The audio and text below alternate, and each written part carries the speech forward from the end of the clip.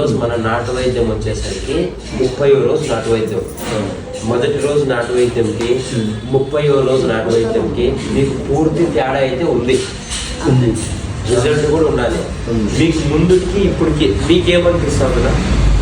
ముందుకి ఇప్పటికి నాకు అప్పటికన్నా ఇప్పుడు దగ్గరికి చాలా రికవరీ అయింది. కాలు రికవరీ అయింది. మనం వచ్చేసరికి కొంచెం దగ్గర కాలు ఇక్కడ నుంచి ఇంకా స్కోప్ వేసినావా? ఇక్కడ నుంచి ఇదంతా మనకైతే ఇక్కడ వరకు పూర్తిగా ఇదంతా మనకైతే ఇన్ఫెక్షన్ అయిపోయింది. కాలు అయిపోయింది పూర్తిగా.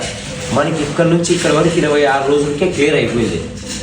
26 రోజుల వైద్యంకే నీకు ఇక్కడ నుంచి ఇక్కడ వరకు క్లియర్ అయిపోయింది. ఇప్పుడు 4 రోజులు అంటే మనం డే బై డే వస్తాం.